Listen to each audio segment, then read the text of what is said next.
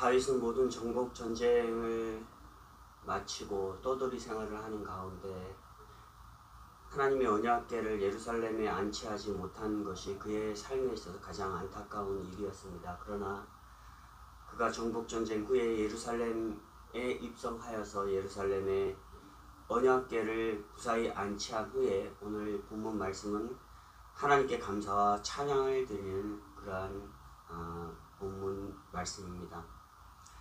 하나님의 언약이 성취되는 위대한 종교적인 축제이기도 합니다.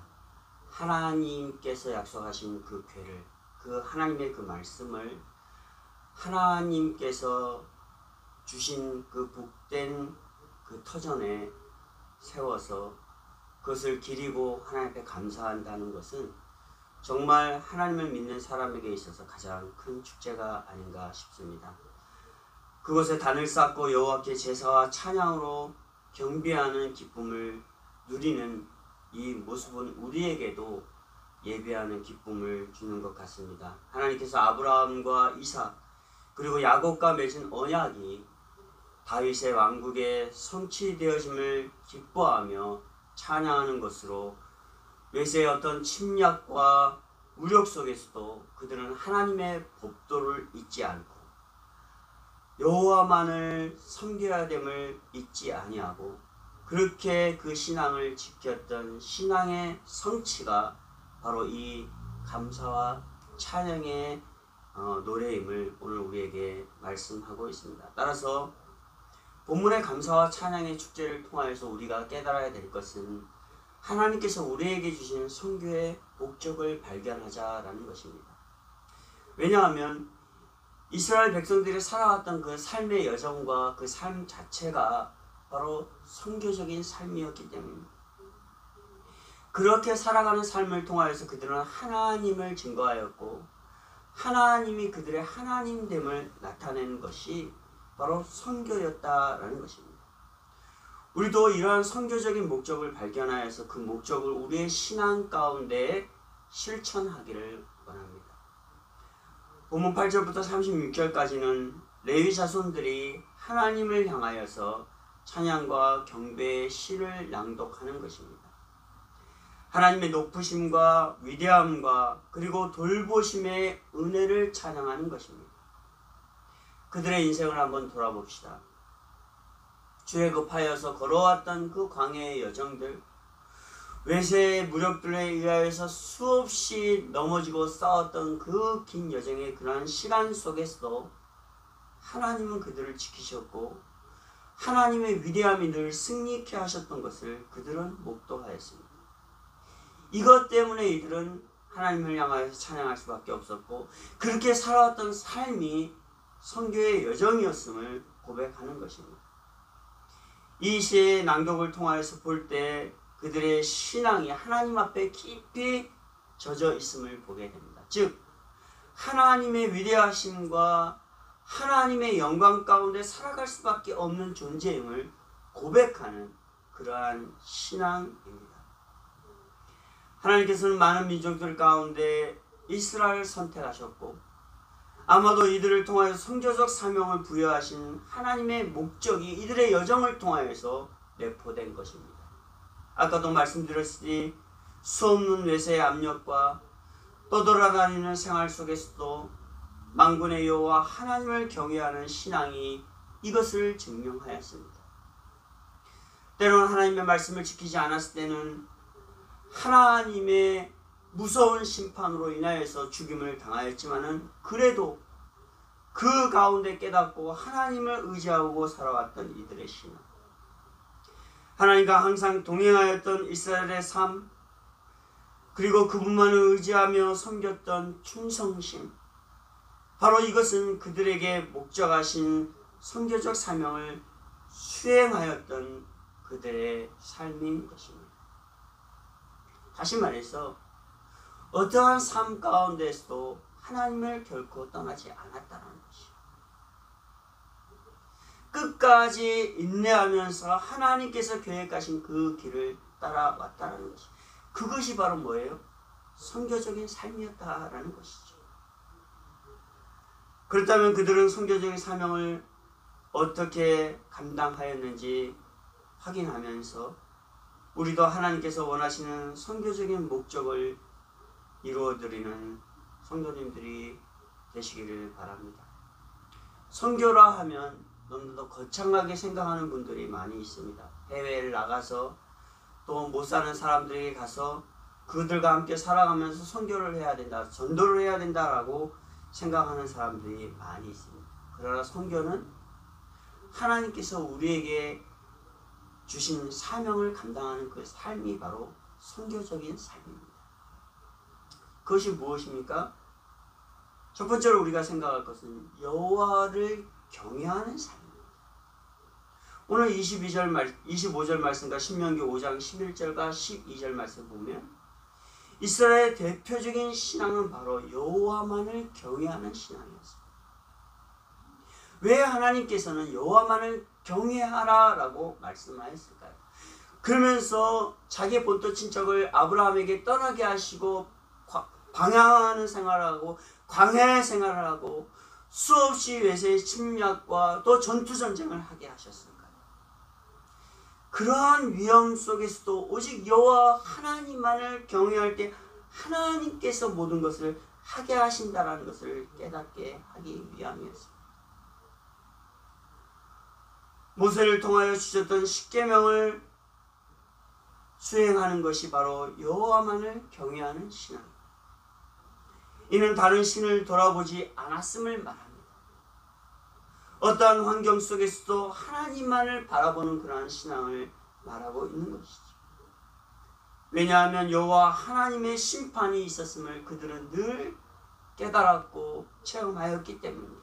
여호와 하나님만을 바라보지 않았을 때 하나님께서 즉각적으로 그들을 심판하시고 죽음 가운데로 몰아갔던 것을 그들은 보지 않았습니까? 그래서 이들은 이렇게 고백합니다. 만방의 모든 신은 헛것이요 여호와께서는 하늘을 지으셨으므로다. 존귀와 위엄이 그 앞에 있으며 능력과 즐거움이 그 처소에 있도다 라고 말씀합니다. 이러한 다윗의 고백은 창조자 하나님께서 다스리시고 통치하시는 분이 바로 하나님이시다. 그래서 하나님만을 경외할 수밖에 없다라는 그러한 고백의 신앙. 그러기에 이러한 고백 가운데 살아왔던 다윗은 결코 하나님을 떠나거나 어떠한 어려움과 전투 전쟁 가운데서도 하나님을 의지한 적이 한 번도 없다라는 것입니다. 그러기에 이러한 하나님을 이들은 어떻게 했을까요? 날마다 선포하고 경배하는 것이 바로 이스라엘에게 주어졌던 선교적 목적이었습니다. 그렇잖아요. 다른 나라를 가서나 정복전쟁을 하거나 여호와 하나님만을 섬김으로 인해서 수많은 신을 돌아보지 아니하고 여호와 하나님만을 섬기며 승리하는 그 자체가 뭐였어요? 하나님을 선포하는 삶이었어요. 왜 우리가 여호와만을 경배해야 합니까? 경외해야 합니까? 우리가 여호와를 경외할 때 이 땅 가운데에서 세상 가운데 넘어지지 아니하는 그 삶이 바로 뭐예요? 날마다 하나님을 선포하는 삶. 이것이 바로 선교하는 삶이에요. 두 번째로 여호와께 예배하였다라고 28절과 29절에 말씀하고 있습니다. 많은 기독교인들이 주일 예배를 드리고 돌아가면서 기도할 때 다음 주에 교회에 나와서 예배하며 하나님 만나기를 기도합니다 라고들 많이 기도할 것입니다. 그리고 성도들 간에 인사할 때 뭐라고 인사하죠? 다음 주에 뵙겠습니다 라고들 그렇게 인사하죠. 그러나 이러한 기도가 유감스럽게도 조금은 잘못된 그러한 기도가 아닌가 생각해 보게 됩니다. 우리는 하나님께 대하여 다음 주에 뵙겠다고 하는 그러한 태도를 가지고 있지 않은가라는 그러한 생각을 해봅니다. 매일의 삶 속에서 하나님을 만나는 목적을 수행해야 하는데 우리의 입속에서는 습관적으로 다음 주에 뵙겠습니다. 그리고 다음 주에 하나님 앞에 예배할 때 하나님을 뵙기를 원합니다 라고들 얘기합니다. 오히려 우리는 이렇게 인사하는 것이 습관이 되어야 합니다. 매일매일 뵙기를 원합니다. 또 내일도 뵙기를 원합니다. 또 지금도 이 순간도 뵙기를 원합니다. 그런데 우리는 그렇지 않다라는 것이에요. 우리의 입술의 습관을 통해서 세상을 기쁘게 하는 것으로 또 가족과 관계된 사람들에게 신경을 쓰느라 며칠씩 애를 쓰며 보냅니다. 그러나 진정 하나님께 마땅히 드려야 할 예배의 시간에 대해서는, 하나님과 만나는 시간에 대해서는 우리가 너무나도 소홀히 하는 것을 보지 않습니까? 이것은 우리에게 주신 선교의 목적을 상실하는 그러한 죄일 것입니다. 그러나 다윗은 어떠한 환경 속에서도 하나님께 예배할 것을 잊지 않았습니다. 하나님께 묻고 물은 것에 대해서 하나님의 응답을 기다리고, 그래서 그 응답 앞에 무엇인가를 행하는 이러한 삶, 끊임없이 또한 제단을 쌓고 예물로 예배하는 삶, 이러한 거룩한 인격을 통하여서 그는 날마다 예배하였습니다. 매일의 삶 속에 체험하는 것들을 통하여서 주님을 바라고 기도하고 주님께 감사함으로 영광 돌리는 이러한 예배의 삶을 사는 것입니다. 한 주 한 주 교회에 나와서 예배드리는 삶을 통하여서 하나님께 예배하는 것이 아니라 날마다의 삶을 통하여서 우리에게 주신 시간과 우리에게 주신 가정과 우리에게 주신 삶을 통하여서 하나님께 영광 돌리고 하나님께 예배하였던 것입니다. 즉 하루하루의 그러한 생각과 그러한 삶 속에서 하나님 앞에 내가 영광 돌려야 되겠다라는 이러한 생각을 떨쳐버리지 않았던 것이에요. 그렇기 때문에 우리가 살아가는 삶의 모든 발걸음이 뭐예요? 예배하는 삶이었다라는 것이죠. 내가 일을 할 때에도, 내가 공부를 하는 것 자체도 하나님 앞에 영광 돌리는 것이기에 우리의 삶은 온통 하나님을 예배하는 것이었다라는 것입니다. 그러나 이러한 우리가 신앙을 갖지 않으면 우리의 생각은, 우리의 삶은 조금씩 삐뚤어진다라는 것이에요. 우리 자신도 모르게 우리의 생각이 세상적으로 다가가게 되고, 나도 모르게 잘못된 길을 걷게 되고, 나도 모르게 범죄하게 되고, 나도 모르게 세상의 향락과 타락 가운데 젖어 살아가게 되어진다라는 것입니다. 여호와께 날마다 예배하는 것은 우리의 모든 시간과 우리의 모든 삶을 주님께 드리고자 하는 그러한 열정을 가질 때 우리는 세상에 눈을 돌리지 아니하고 살아가게 될 수 있다라는 것입니다. 그래서 다윗은 하나님께 날마다 제단을 쌓고 그의 거룩한 인격을 통하여서 하나님 앞에 나아가기를 소원한 것입니다. 세 번째로 우리가 생각할 것은 구원의 은총을 깨닫는 것입니다. 35절 말씀에 너희는 이르기를 우리의 구원의 하나님이여 우리를 구원하여 만국 가운데에서 건져내시고 모으사 우리로 주의 성호를 감사하며 주의 영예를 찬양하게 하소서 할지어다. 이 구원의 은총을 깨달았던 그러한 신앙은 날마다 하나님을 바라보며 예배할 수밖에 없었다라는 것이에요. 하나님이 우리를 지키시고 하나님이 우리를 구원하지 아니하였으면 우리의 존재는 타락하여서 죽을 수밖에 없는 존재였기 때문입니다. 이러한 고백은 하나님만이 우리의 인생을 구원하셨음을 인정하는 것입니다.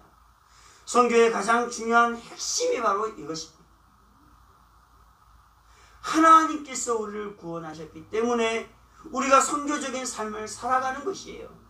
여호와만을 경외하기를 우리가 목적하고 그렇게 여호와만을 경외하기를 위하여서 늘 예배하는 삶을 살아가는 것이 바로 선교적인 삶이다. 이러한 삶을 살아갈 때 세상 사람들과 구별되어질 것이고, 세상 사람들이 이러한 우리의 삶을 바라볼 때 하나님을 발견할 수 있다라는 것이죠. 제 가운데 죽었던 인생들에게 이러한 복음이 선포되어야 합니다. 세상 가운데서 살아가는 자들에게 하나님만이 구원자이심을 인식하게 해야 합니다. 어떻게? 우리가 살아가는 삶입니다. 이스라엘 여러 나라의 침략과 압제, 그리고 포로 생활 가운데에서 위대하신 하나님의 구속의 역사를 체험하였습니다. 애굽의 종살이 가운데 구원하신 하나님, 그리고 광야와 죽음의 공포 가운데에서도 가나안으로 인도하신 하나님, 이스라엘에게 만군의 여호와만이 구원자이심을 인정하기엔 너무나도 충분하였습니다. 선교의 목적은 바로 구원입니다. 구원받지 못한 자들에게 하나님의 구원의 소식을 선포하는 것입니다. 고난과 시련 가운데서 어떠한 환경 가운데 있을지라도 우리는 이 구원의 하나님을 선포해야 합니다. 그래서 이 자리 가운데 함께 나와서 이 하나님 앞에 제단을 쌓고 찬양하며 감사하는 예배가 있어야 합니다. 저는 요즘에 너무나도 많은 고민을 합니다. 하나님 앞에 기도할 때마다 하나님, 그래도 감당해야 될 텐데 라고 기도하지만 또 뒤를 돌아보고 살아갈 때면 또 자신이 없고 저 자신이 축 어깨가 쳐질 때도 많이 있습니다. 목회라는 목회자에게도 있어서 이렇게 수많은 난관과 닥치는 어려움들이 있는데 여러분들의 삶 가운데서는 어떻게 됐겠습니까? 그러나 그럼에도 불구하고 우리가 그것을 놓지 않고 살아갈 수 있었던 가장 큰 힘은 바로 하나님께서 우리를 구원해 주신 이 은총입니다. 그것을 생각하면 다시 돌이키는 것이죠. 이것을 통하여서 우리에게 주신 선교의 목적이 있는데, 사명이 있는데 다시 어떤 힘도, 축 처진 어깨도 한번 세워보는 것이죠.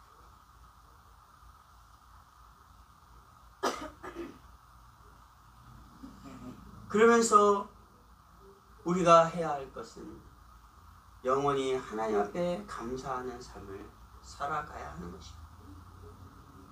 오늘 34절과 36절에도 그렇게 말씀하고 있죠.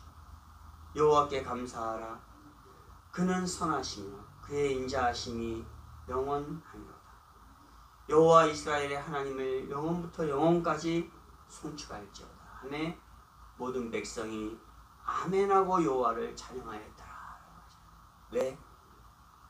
여호와께서 우리에게 행하신 일들을 돌아보면 감사할 수밖에 없고 찬양할 수밖에 없고, 그리고 그 모든 수많은 가정들을 바라볼 때 우리의 미래를 바라보면 하나님께서 또 그렇게 하실 것을 우리가 기대할 수 있거든요. 그러니 어떻게 해요? 하나님 앞에 감사할 수밖에 없고, 그러니 어떻게 해요? 우리에게 주신 사명을 감당할 수밖에 없다라는 것입니다. 하나님의 위대하신 섭리는 자기 민족을 사랑하시는 것입니다.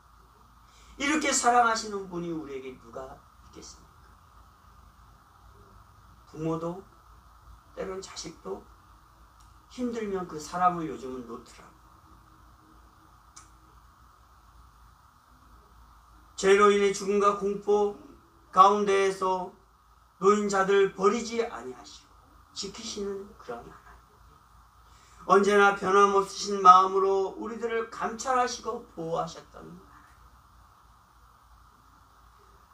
끊임없이 하나님을 앞에 죄를 짓고 원망하였음에도 불구하고 우리를 놓지 않으시고 인도하셨던 하나님, 광야길을 가는 이스라엘을, 사울에게 쫓기는 다윗을 하나님의 계획하심으로 인도하셨고 축복하셨던 하나님.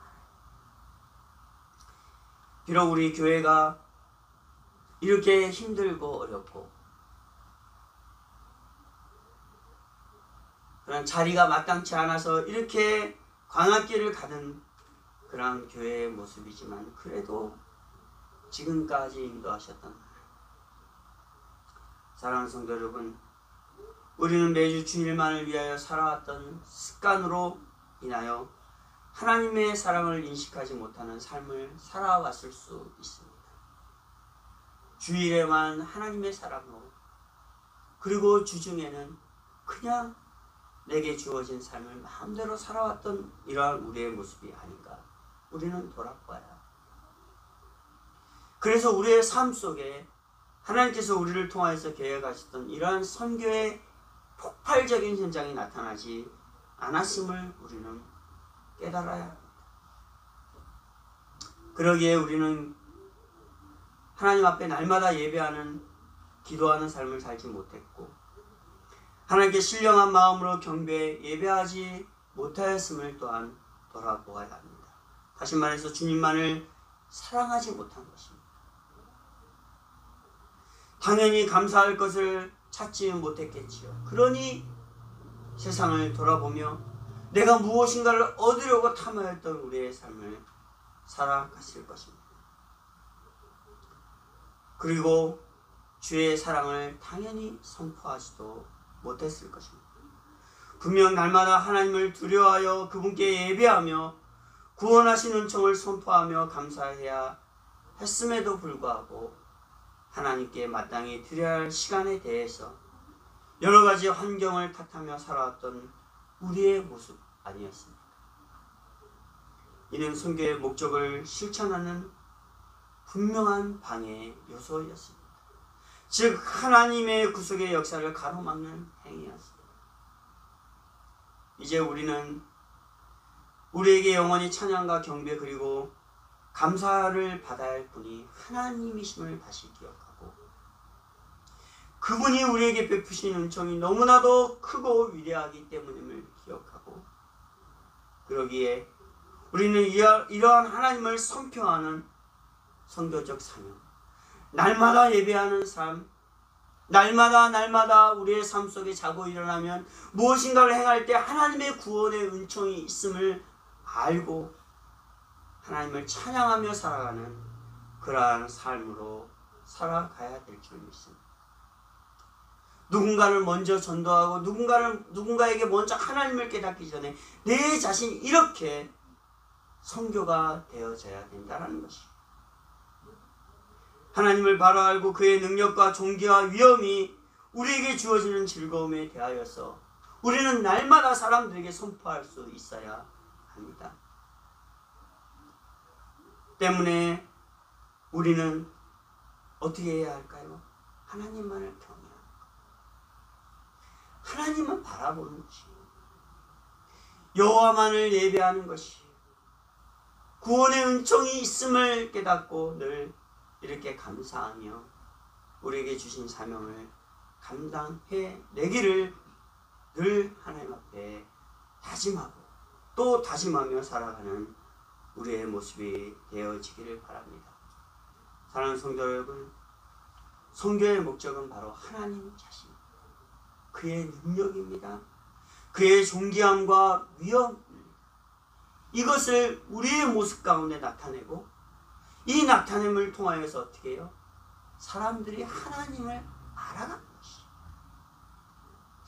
구원의 은총을 깨닫게 하는 것이, 이 모든 것이 우리에게 임하였다는 것을 우리 자신들이 깨닫고 늘 하나님 앞에 감사하며 그 영광을 열방 중에 그 기이한 행적을 만민 중에 늘 선포하며 살아갈 수 있는 저와 여러분들이 되어지시기를 주님의 이름으로 부탁을 드립니다.